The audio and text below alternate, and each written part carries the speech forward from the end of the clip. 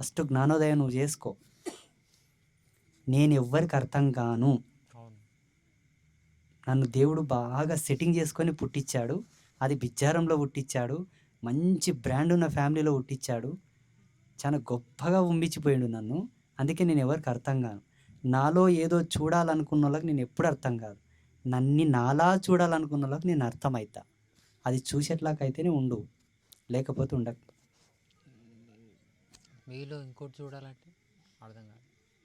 వేరే గురువులతో కంపేర్ చేసి ఒక గురువు ఇట్లా లీల చూపించిండు, అట్లా మహిమలు చూపించిండు, ఆయన ఇది చేసిండు, అది చేసిండు, ఆయన ఇది చెప్పిండు, అది చెప్పిండు, ఆ బుక్ రాసిండు, ఈ బుక్ రాసిండు, అది చేసిండు, ఇది చేసిండు, ఇవి నాకు నచ్చవు. అవి నాకు ఇష్టమే, నాలో లేవు. లేని వ్యానుడు తెచ్చితు నేను నాలా ఉంటా. నేను నాలాగానే ఉంటా. నాలో ఉన్నది నీకు నచ్చితే స్వీకరించు. ఆ బాబా లింగాలు తీసే, ఈ బాబా జంగాలను తీసే, ఆ బాబా గుమ్మడికాయలను తీసే, ఈ బాబా ఇట్లా చేసే, పోంగానే అప్పులన్నీ తానే కట్టే, పైసలు ఇచ్చి పంపే, పోంగానే కష్టాలని తీసుకునే, సుఖం ఇచ్చి పంపే. ఇవి నాలో లేవు. ఇవి అవి చూడాలనుకుంటే నేను అర్థం కాను. అందుకే ఇప్పుడు చూడు, వారం వారం కొత్త కొత్త మొక్కలు కనిపిస్తాయి, కానీ పాత మొక్కలు ఒకటనే వస్తుందా? వాళ్ళకు సరి అయిన భోజనం మనం పెట్టట్లేదు. రుచికరంగా నువ్వు చికెనో మటనో బీరో కోటరో పెడితే వారం వారం వస్తుంది. చికెనో మటన్ అంటే ఏంటంటే జనాలను ఆకర్షించడానికి కొన్ని గారడి విద్యలు నేరుస్తారు స్వాములు.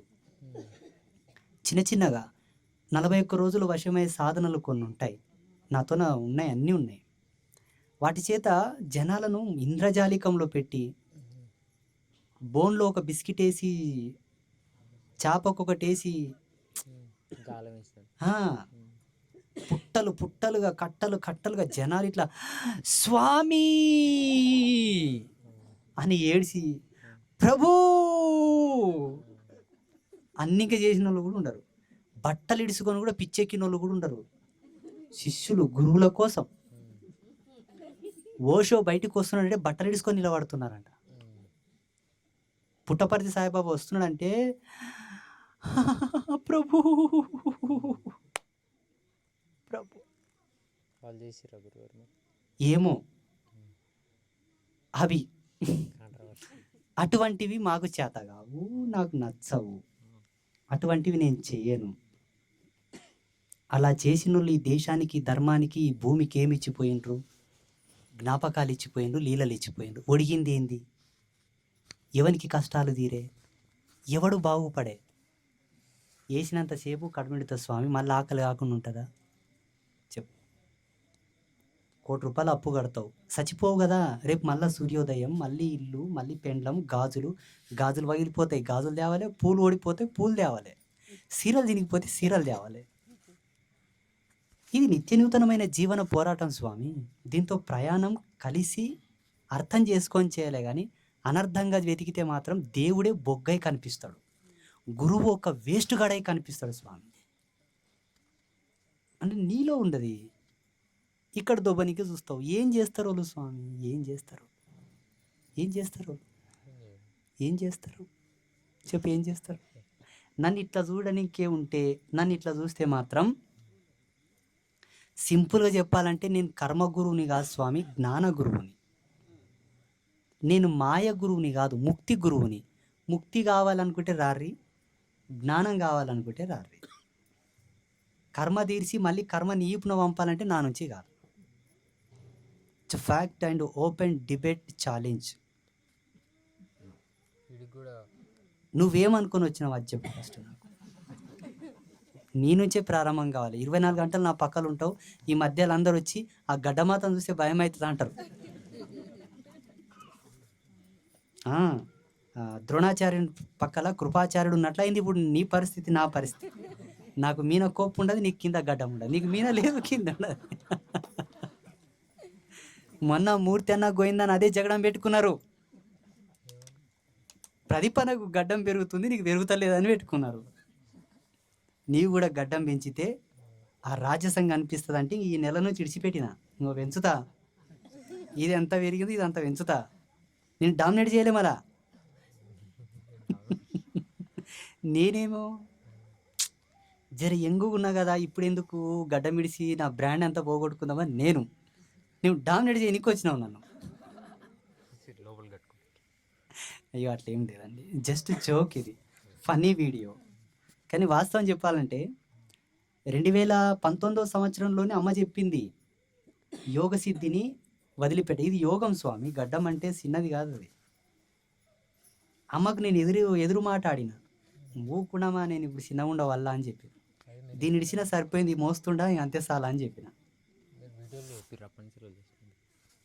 అవునా, మార్కులు కొట్టేతామన్న పక్కలుండి రేపు కొప్పు కట్టినావంటే నిజం చెప్తున్నా చూడు స్వామి, నువ్వు కొప్పు కట్టి గడ్డము పెద్ద బొట్లు పెట్టినావు అనుకో, నాతోనికి ఎవ్వరు రారు, అందరు నిన్నే చూడు, నువ్వు ఏడ ఉంటాడో నీతో నిలబడకపోతే చూడు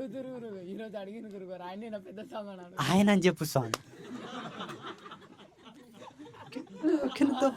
అక్కిన దొప్పు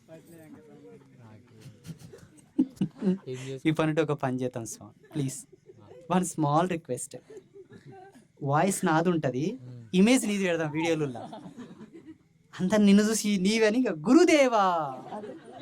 లేదు గురుగారు, వాయిస్ ఓవర్తున్నా మిమ్మల్ని చూసి తన్మయత్వం చెందుతారు అంతే. కొత్త కొత్త వాళ్ళకి ఇప్పుడు వీళ్ళంటే నన్ను చూసిండ్రు పాపం, నువ్వు ఎన్ని చేసినా నేను నమ్మరు, నా వెనకనే వస్తారు. కొత్త వాళ్ళకి నా వాయిస్ నీ వాయిస్ తేడా తెలియదు కదా, నీవు అనిపిస్తావు కాబట్టి నాకు కొంచెం విముక్తి కలుగుతుందని. వీళ్ళ బాధలు, వీళ్ళ కష్టాలు, వీళ్ళ సమస్యలు విని సహించలేనంత అసమర్థుని నేను గాను.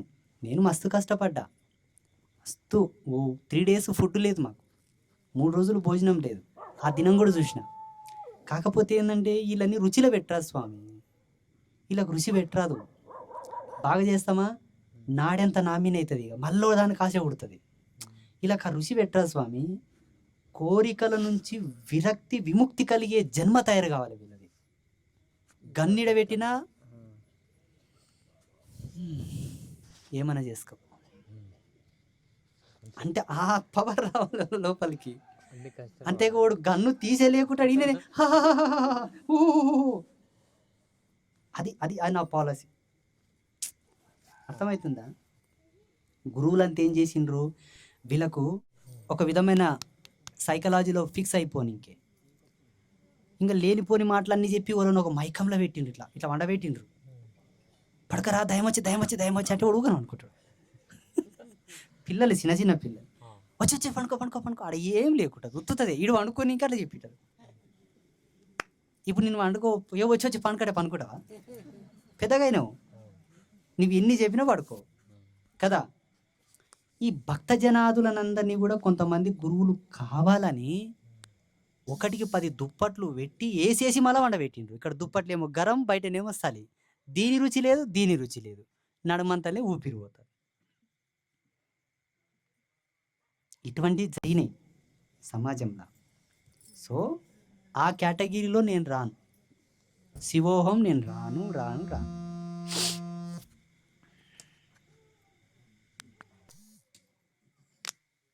అర్థమైందా? అర్థమైందా? నీకు అర్థమైందా లేదా? ప్రదీప్ గారు అర్థమైందా? నీకు మీకు మీకు అర్థమైందా? వీళ్ళంటే కొత్తోళ్ళు. వెంకట్రాములు గారు మీకు అర్థమైందా? ఏం అర్థమైంది?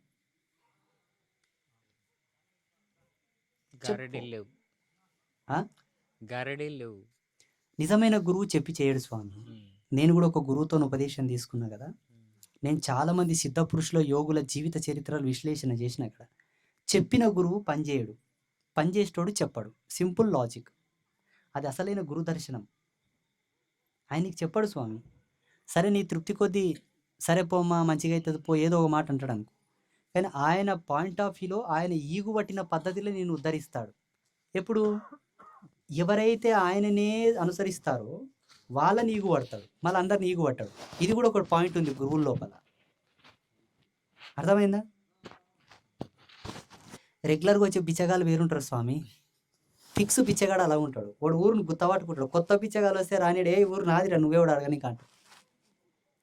ఒక గురువుకు శిష్యుడు ఎలా ఉండాలంటే ఫిక్స్ బిచ్చగాడై ఉండాలి, ఆల్టర్నేట్ బిచ్చగాడై ఉండకూడదు. అర్థమైందా? గురుస్వాములు వచ్చారు స్వామివారికి సేవ చేయడానికి. మరి మీరు వెళ్ళి మీ సేవలు చేసుకోపోండి. మీ సేవలు మీరు చేసుకొని స్వాములు మేము మా సేవ మేము చేసుకుంటాం. లేదంటే లేచి గట్ల దూరం నిలబడితే స్వాముల పూజ స్వాములు చేసుకుంటారు. అందరికి శుభాశీస్సులు. స్వస్తి.